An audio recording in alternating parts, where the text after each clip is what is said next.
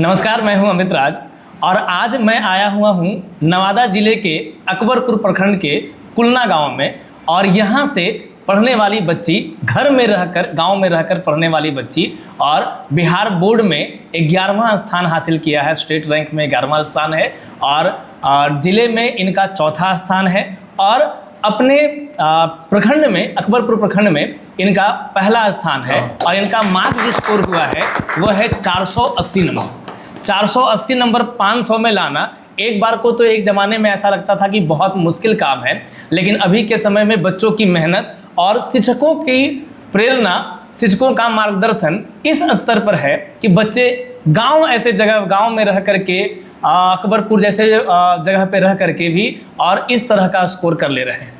तो मैं जानना चाहूँगा सबसे पहले कल्याणी से कि कैसा लग रहा है कल्याणी आपको, जब इस तरह का रिजल्ट आया कैसा लग रहा है? बहुत अच्छा। बहुत अच्छा। अगर आपका नाम तो टॉपर वेरिफिकेशन के लिए भी आया था, कैसा लगा था टॉपर वेरिफिकेशन में जा करके?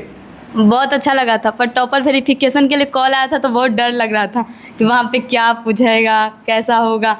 पर चंदन सर ने आपको बुलाया था हमारे घर, तो फिर आपने हमको इतना अच्छा से सपोर्ट किया, इंटरव्यू के बारे में बताया कि कैसे बोलना है, क्या बोलना है, कैसे करना है, सब कुछ हैंडल।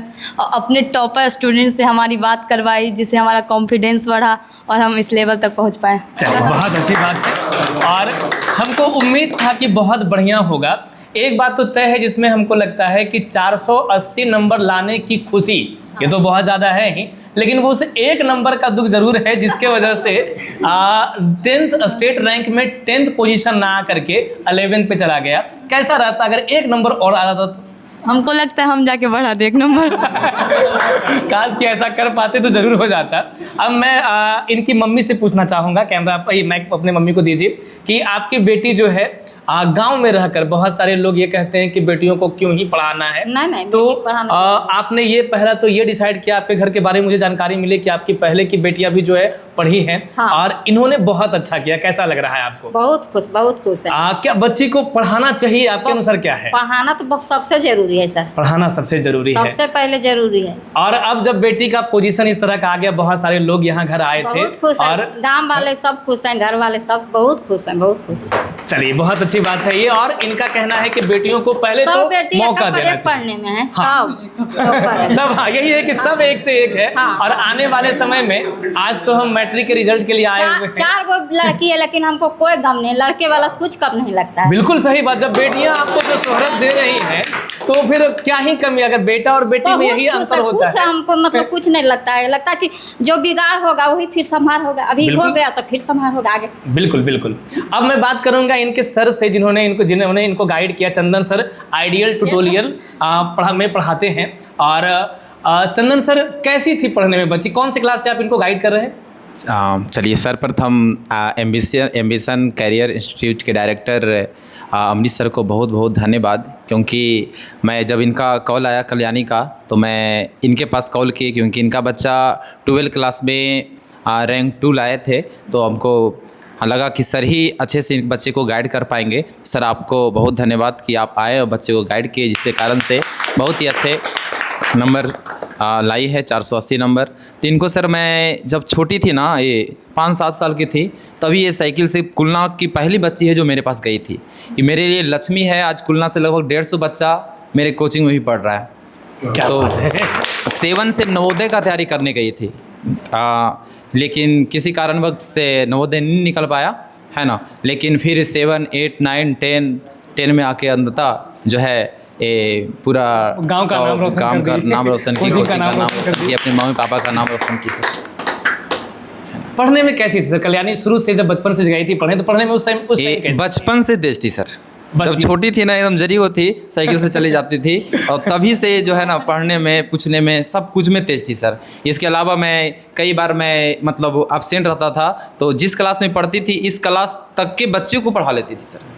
मैं जब एब्सेंट था, मैं कुछ दिन के लिए घूमने के लिए चला गया था। किसी बच्चे की ये काबिलियत, जो कि अपने ज्ञान लेने के बाद उसको डिलीवर करने की क्षमता रख रही हो, ये प्रमाण है कि वो बच्चा जीवन में बहुत आगे कुछ कर हाँ जी, पाएगा। इसके अंदर हमको दिख रहा था प्रतिभा, तो मैंने जानकर कभी कभी यानी एब्सेंट हो जाता था कि बाबू जाओ आज 9 क्लास के पढ़ा देना, जाओ 10 क्लास में अब नहीं आएंगे, आज तुम पढ़ा देना। मैं चला गया था कश्मीर घूमने के लिए 15 दिन तक सर, एक 10 दिन से पहले ही पूरे क्लास को ही संभाले 10 क्लास। क्या बात। और बहुत ही अच्छा, पूरे बच्चे इनका फैन है हमारा कोचिंग का।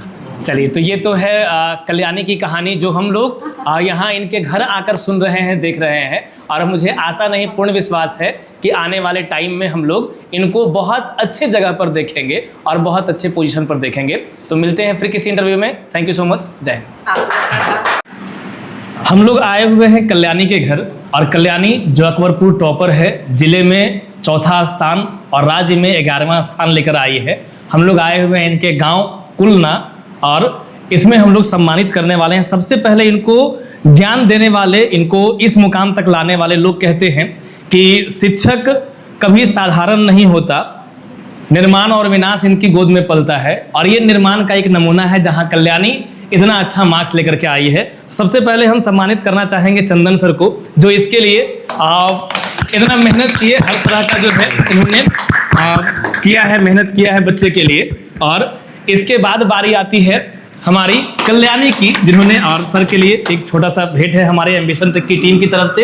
ये ऐसे ही सर मेहनत करते रहे, गांव के सुदूर जगह के क्षेत्र के बच्चों को आगे बढ़ाते रहे। ये हमारे लिए बड़े हमारे अपने ब्लॉक है, अकबरपुर मेरा अपना ब्लॉक है, इसके लिए बहुत बड़ी बात है। चलिए, तो अब उसके बाद फिर जो है कल्याणी के लिए हम इनकी माता जी से कहेंगे कि आप अपनी बेटी का सम्मान करें। ये बहुत बड़ी बात है, पहनाइए इनको, और ये पहना दीजिए। फाइन, ये पकड़ कर दीजिए इनको, ये इनके मेहनत का सम्मान है। चलिए, ये आपके लिए सम्मान की बच्ची को पढ़ाने का डिसीजन लेकर के और बच्ची को यहाँ तक पहुँचाए हैं, ये बड़ी बात है। चलिए, ये एम्बिशन की तरफ से लीजिए, लीजिए।